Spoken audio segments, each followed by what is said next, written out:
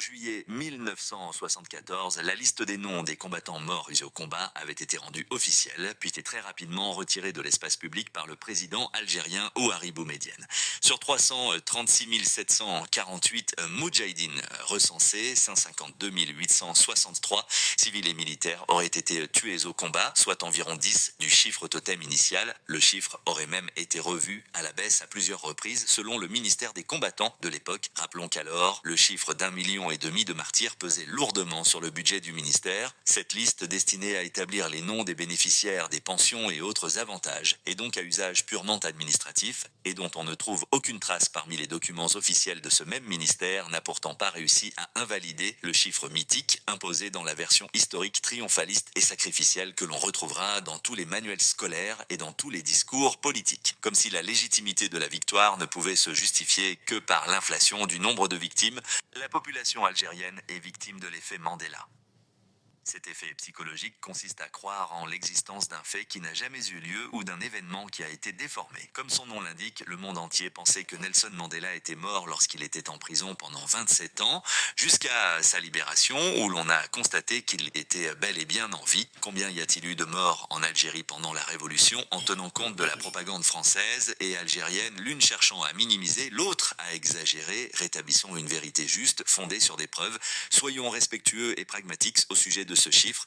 Il suffit de s'y pencher avec une véritable rigueur scientifique, comme l'a fait dès 1967 André Prenant, universitaire installé en Algérie, favorable au FLN, dont les travaux sur la démographie ont pourtant été passés sous silence. Ou encore comme le professeur Xavier Iacono, qui publie en 1982 la première étude sérieuse sur les pertes humaines en 1982, Algérie. Après les combats sur le terrain, il y a eu la bataille des chiffres. Combien de morts du côté algérien? 1,5 million, affirmait le FLN, contre 250 000 selon les historiens. 1 million de morts.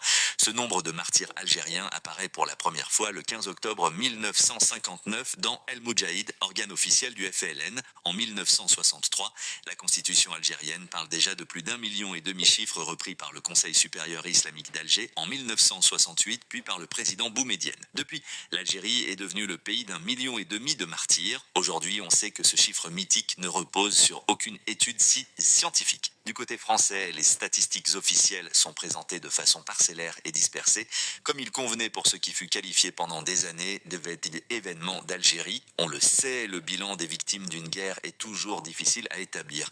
Quand il s'agit d'une guerre de décolonisation aussi douloureuse, parfois fratricide et toujours passionnelle que la guerre de 7 ans en Algérie, la parole est d'abord à la propagande et aux hommages mémoriels. Malheur à qui conteste le discours proclamé au mieux, on l'ignore, au pire, on falsifie. Chacun vieillit avec l'histoire qui l'arrange, pourtant les chiffres existent. Les éléments suivants sont parmi les plus importants. Longtemps masqués par la propagande des deux camps, le FLN a parlé de 1 500 000 martyrs, chiffre sans fondement scientifique. Les recherches universitaires estiment plutôt environ 250 000 morts algériens au total, civils et combattants confondus. 153 000 moudjahidines, combattants du FLN, auraient été tués. 14 000 à 14 500 civils européens auraient péri durant la guerre. Environ 25 000 soldats français sont morts, combats, accidents et maladies inclus. Le nombre de harkis exécutés après le cessez-le-feu reste incertain, estimé entre 15 000 et 30 000 par les historiens, bien loin des 150 000 parfois évoqués. Le 9 mars 1962, les autorités militaires françaises évaluaient, dans une note secrète, le total général des musulmans victimes de la guerre à 227 000 morts. Pour calculer la perte totale dans la population algérienne, la surmortalité de la guerre, les chercheurs ont utilisé une méthode classique consistant à comparer les recensements et à analyser la pyramide des âges. En 1954, on compte 8 400 000 Algériens et 275 000 émigrés. Ils sont 10 millions en 1962 et 12 millions en 1966. Les démographes ont observé que les classes d'âge les plus touchées sont celles qui avaient entre 20 et 30 ans en 1960.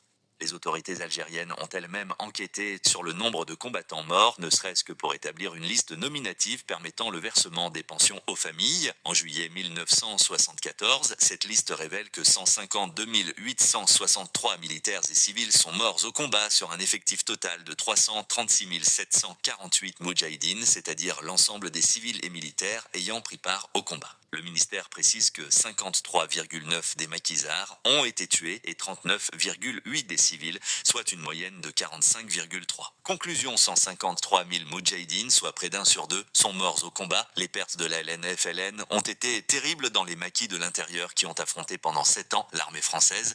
Malgré ces études, l'Algérie prétend aujourd'hui 3 millions, puis 5 voire 8 millions de morts, afin de galvaniser l'opinion publique et de créer une unité nationale qui malheureusement n'a jamais réellement existé. Vous pouvez me suivre également sur YouTube.